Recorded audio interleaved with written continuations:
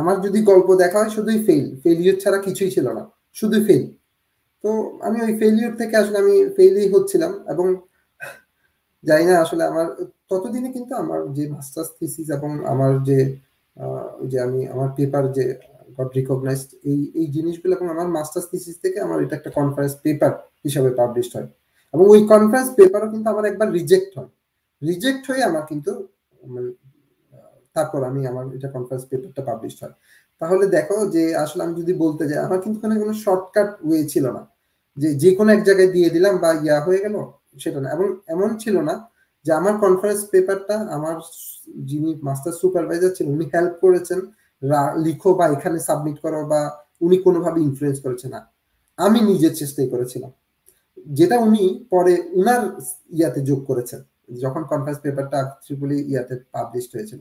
এখানে কোনো শর্টকাট, অর্থাৎ কোনো শর্টকাট বা কোনো কোনো কিছু উপরে লেপন করে যে সেটাকে বিক্রি করার জন্য বাজারে, সেরকম কোনো কিছু ছিল না, একদম ফেলিওর থেকে চেষ্টা করে করেই করা।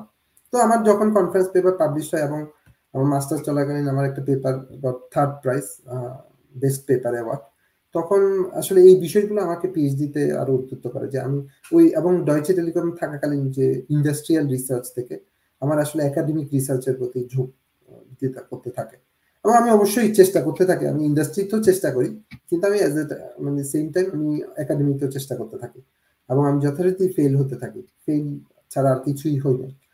তো আমি ওখানে 1 বছর ডয়চে টেলিকমে থাকাকালীন অজস্রবার ফেল হওয়ার পরে আমি আই গট অপরচুনিটিস যে মানে আমি পর্তুগালে আইএসটি, যেটা লিসবনে, ওখানে একটা 6 মাসের হ্যাঁ রিসার্চ করার জন্য একটা ফান্ড পাই,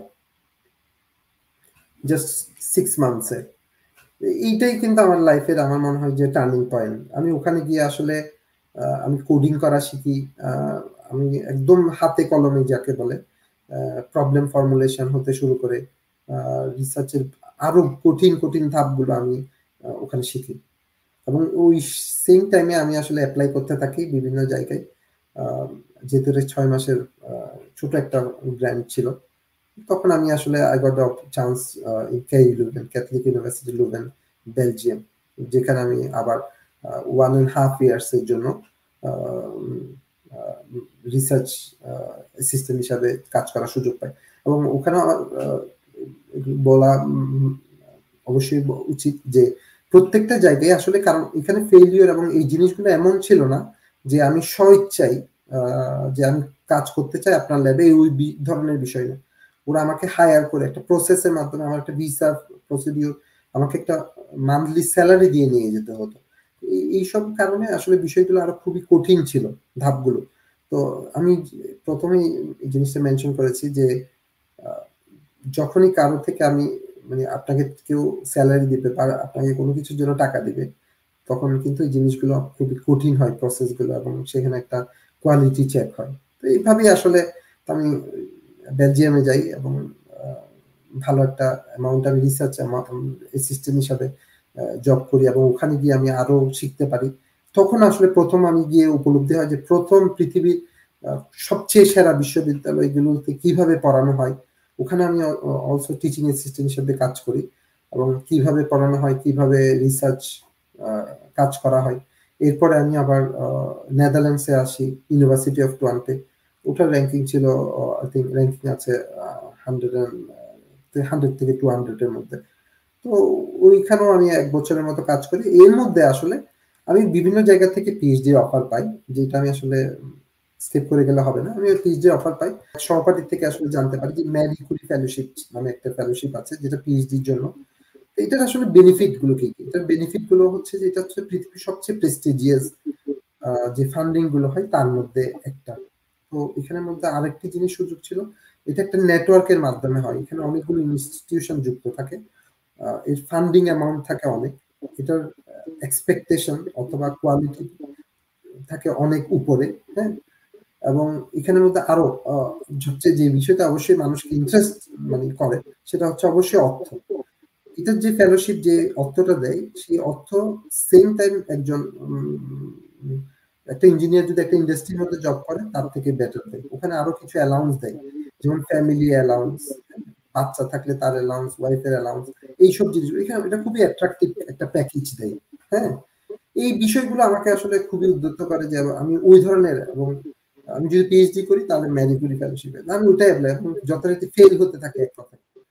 তো ফেইল হতে আমি চেষ্টা এবং আমার কিন্তু এর মধ্যে ইউনিভার্সিটি আ গ্যান্ট ইউনিভার্সিটি এবং হচ্ছে যে ইউনিভার্সিটি অফ অ্যান্ট্রপ থেকেও আমার পিএইচডি এর অফার আসে। কিন্তু আমি মানে ওখানে যাই না।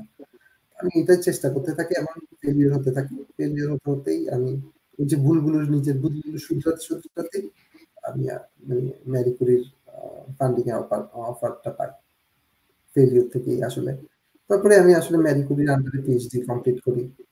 এরপরে আ করোনা তখন আমি একটা ইন্ডাস্ট্রির মধ্যে ছিলাম। আ আ তারপর ইউনিভার্সিটি অফ এসেক্স এ আসা। এরপরেই এখন এখানে অক্সফোর্ডে আসলে আ জাস্ট এই অক্সফোর্ডে আসার এই সেম টাইমে কিন্তু আমার আরেকটি অফার আসে বিশ্ববিদ্যালয়ে। আরেকটি বিশ্ববিদ্যালয় থেকে তাদের লেকচারার হিসেবে জয়েন করা। কিন্তু আমি জাস্ট এটা অক্সফোর্ড ইউনিভার্সিটি আমি চিন্তা করি যে এটা আসলে আ লাইফ টাইম অপরচুনিটিস যে এখানে এদের আ আ গবেষণার মান এবং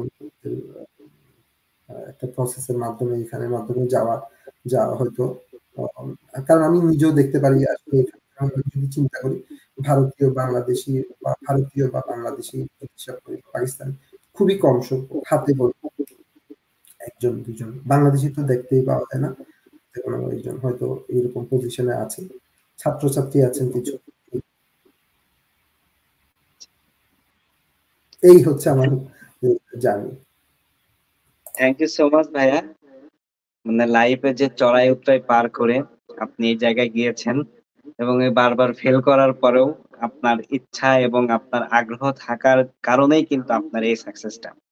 তো প্রত্যেকটা ছেলে-মেয়ে কিন্তু এই ব্যাপারগুলো হচ্ছে তারাও ডিপ্রেশনে থাকে।